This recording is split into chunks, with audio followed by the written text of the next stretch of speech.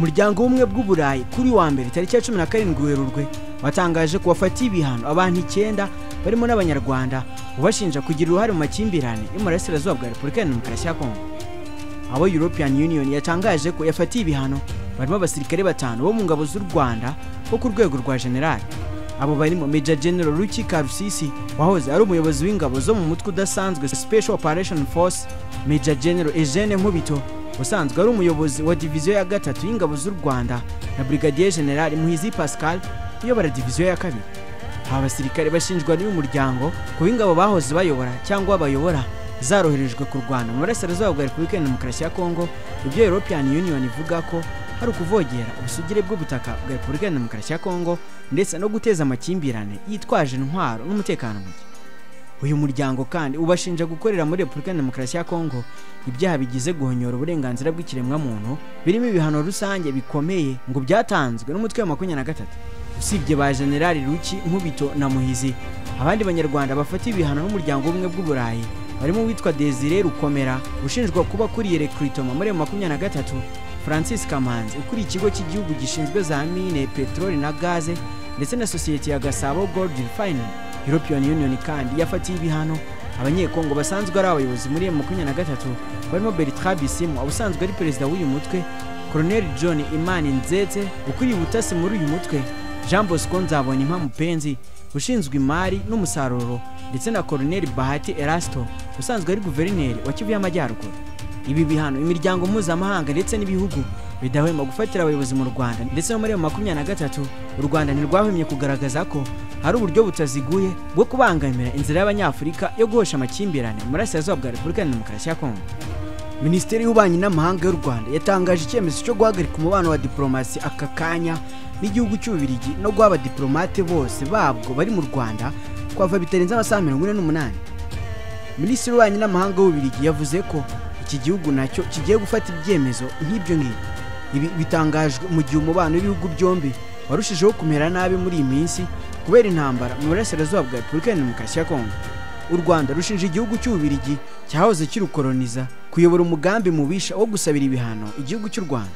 Perezida Kagame yagarutse kuri ibi bashinja Ububirigi mu ijambo rye kuri iki cyumweru mu ihuriro n'abaturage ryabereye muri BK Arena mu mujyi wa Kigali. Asubiza ku cyemezo cyatangajwe n'u Rwanda, Minisitiri w'Ububanyi n'Amahanga w'Ububirigi Maxime Prevot yanditse ku rubuga rwa X iki gihugu kibabajwe n'icyemezo cy'u Rwanda cyo gutangaza abadiplomate babo nk'abantu batifuzwa mu gihugu cy'u Rwanda. Maxime yanditse ati iyo tutumvikanye n'u Rwanda ntabwo bahitamo kuganira. Yongeyeho ko bari bufata ibyemezo nk'ibyo u Rwanda rwafashe birimo gutangaza abadiplomate babwo nk'abantu batifuzwa muri icyo gihugu no guhagarika amasezerano yo ku rwego rwa guverinoma bafitanye n'u Rwanda. Hagati mu kwezi gushize u Rwanda rwatangaje ko ruhagaritse ibikorwa by'ubutwererane mu iterambere rufitanye n'Ububirigi rushinja iki gihugu gutobera u Rwanda ngo ntirugere ku nkunga y'iterambere. U Rwanda ruvuga ko Ububirigi bwafashe uruhande mu ntambara muri Kongo rushinja iki gihugu imyifatire ibangamira umuhate w'ubuhuza wo gushaka amahoro uri gukorwa na Afurika. Umuyobozi mukuru w'urwego rw'igihugu rw'imiyoborere RGB Dr Doris Uwicyeza kuri X yabajije Minisitiri Prevot niba gushaka guhungabanya umutekano w'u Rwanda no kurusabira ibihano mu buryo buhejeje inguni ari byo yise kutemeranya. Dr Uwicyeza atesa gushaka guhungabanya umutekano w'igihugu gushaka ibihano mu buryo buhejeje inguni nibyo wita kutemeranya. Igisubizo cyacu ntigikwiye gusa mu mujyo w'uko kidahura n'ubugome n'imyitwarire mibi yaranze muri rusange ibikorwa byanyu kuva mu kinyejana cya 19. Marie Ntabugi yagaragaje ko bisekeje kuba Ububirigi bushinja u Rwanda kwanga ibiganiro nyamara aribwo ntandaro y'ibibazo byo muri Kongo bugakorana n'abahakana jenoside yakorewe Abatutsi mu 1994 kandi bukaba bukomeje guca mu gikari burusabira ibihano. Ububirigi bushinja u Rwanda uruhare rutaziguye mu ntambara muri Repubulika ya Demokarasi ya Kongo buvuga ko rwohereje abasirikare bo gufasha umutwe wa 23 kuva mu myaka ya vuba. Aha muri iyi ntambara muri Repubulika ya Demokarasi ya Kongo u Rwanda n'Ububirigi bafitanye umubano urimo agatoki. Mu ntangiriro za 2023 u Rwanda rwagennye ambasaderi Vincent Karega guhagararira u Rwanda mu Ububirigi. Iki gihugu icyo gihe cyanga kumwemera. Leta y'u Rwanda yavuze ko Ububirigi bwabikoze bubisabwe na leta ya Kinshasa.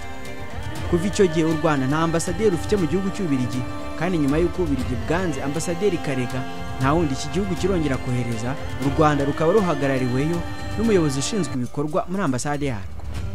Mbere yuko ambasaderi Bert Vers Mersen waruhagarariye Ububirigi mu Rwanda asoza ikivike muri Nyakanga 2024 Ububiligi bwaha u Rwanda uwo bwifuzaga ko yamusimbura. Jeune Afrique yavuze ko u Rwanda narwo rwamwanze. Ku rundi ruhande umutwe witwaje intwaro ya 23 ukomeje imirwano n'ihuriro ry'ingabo za Repubulika ya Demokarasi ya Kongo muri teritwari ya Walikale intara ya Kivu y'Amajyaruguru, ari nako wagura ibirindiro byabo. M23 yinjiye muri Walikale inyuze mu burasirazuba bwaho nyuma yo gufata agace ka Kashebele na Kibati tariki ya 12 Werurwe 2025.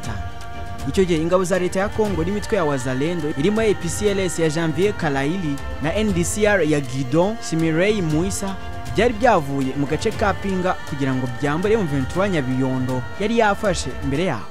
Uko ihuriro ry'ingabo za leta ya Kongo rigaba ibitero kuri 23 rigamije kwisubiza ibice ryambowe, niko ritakaza ibindi bice byinshi muri Walikale nkuko byagenze mu zindi teritwari 5 za Kivu y'Amajyaruguru.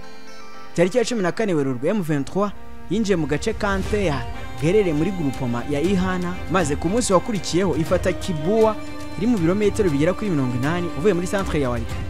Mu gihe imirwano yari ikomeje tariki ya 16 Werurwe M23 yafashe agace ka Mpofi kari muri groupement ya Utunda mu birometero 52 werekeza muri centre ya Walikale, maze mu gitondo cyo kuri wa 17 Werurwe ikomereza muri centre ya Mutakato iri muri groupement ya Banabana. Centre ya Mutakato iri mu ntera ibirometero bigera kuri 25 werekeza muri centre nkuru ya Walikale. Mu gihe Mutakato yaberagamo imirwano, abaturage benshi bari muri centre ya Walikale barahunze berekeza mu mujyi wa Kisangani mu ntara ya Chopo, uko ikinyamakuru Actualité kibitangaza. Umuvugizi w'ihuriro AFC M23 mu rwego rwa politiki Lawrence Kanyuka kwa 16 Werurwe yamaganye ibitero ihuriro ry'ingabo za leta ya Kongo rikomeje kugaba ku birindiro byabo mu gihe Rwanda muri Angola hategerejwe ibiganiro by'amahoro. Mu gihe umuhuza mu kibazo cya Repubulika ya Demokarasi ya Kongo Perezida wa Lorenzo wa Angola kuwa gatandatu yari yasabye ko guhera saa 6 z'ijoro ry'uwo munsi rishyirejo hashize ku cyumweru impande zirwana zigomba gutangira kubahiriza gahenge mbere yuko ibiganiro bitangira ku cyumweru hamwe na hamwe muri Kivu ya ruguru na Kivu y'epfo havuze imirwano nkuko nabigarutse. Kuri uyu wa mbere Harare muri Zimbabwe hateganyijwe inama y'abashinzwe ububanyi n'amahanga y'ibihugu bigize imiryango East African Community na SADC biga ku kibazo cya Repubulika ya Demokarasi ya Kongo. Iyi nama yagombaga kuba mu mpera z'ukwezi kwa kabiri irasubikwa uyu munsi iriga ku ngingo zatanzwe n'abakuru ba gisirikare bo mu bihugu bigize imiryango yombi batanze ku ntambwe zaterwa mu gukemura amakimbirane. Abakuru b'ingabo b'ibihugu biva muri iriya miryango ku cyumweru bateraniye Harare, maze inama yabo ya kabiri nyuma yabereye Nairobi muri Kenya mu mpera z'ukwezi gushize. Inama yabo yejo ku cyumweru yari igamije ahanini kongera gusuzuma ibizigwaho n'inama y'abaminisitiri ba East African Community ndetse na SADC iterana none kuwa mbere i Harare kuko bivugwa n'umunyamabanga wa SADC. Amakuru avuga ko abakuru b'ingabo b'ibihugu byo muri iyi miryango yombi bateguye imyanzuro y'ibijyanye n'ibyakorwa ngo habeho guhagarika imirwano n'inzira zo gusohoka mu kibazo. Ingingo zafashwe n'abakuru b'ingabo bongeye kongera gusuzuma ku cyumweru nizo biteganyijwe ko zigwaho n'abashinzwe ububanyi n'amahanga mu nama yabo kuri wa mbere yuko nabo batanga imyanzuro yabo nyuma yazemezwa n'abakuru b'ibihugu mbere yo gushyirwa mu bikorwa. Umuvugizi wa Perezida Felix Antoine Tshisekedi wa Repubulika ya Demokarasi ya Kongo Tina Salama yasubiyemo n'ibiro ntaramakuru Reuters yemeza ko Kinshasa izohereza itsinda mu biganiro bitaziguye n'umutwe wa 23. Abazaba bagize intumwa za Kinshasa muri ibi biganiro biteganyijwe gutangira ku munsi w'ejo kwa kabiri ntabwo baramenyekana. Ku rundi ruhande umutwe wa 23 wemeje ko umukuru wawo w'ishami rya politiki Bertrand Bizimwa ari we watumiye guhagararira uwo mutwe ubugenzura imirwa mikuru y'intara za Kivu y'Amajyaruguru ari wo Goma na Kivu y'Amajyepfo ari wo Bukavu n'ibice bimwe by'izi ntara. Bisimu ari mu bakuri M23. Minisiteri y'Ubutabera ya Repubulika ya Demokarasi ya Kongo herutse gushyiriraho igihembo cya miliyoni 5 z'amadolari y'Amerika kuwatanga amakuru yo kumuta muri yombi kuko kimwe na bagenzi be hakatiwe urwo gupfa n'urubanza rwabereye Kinshasa badahari.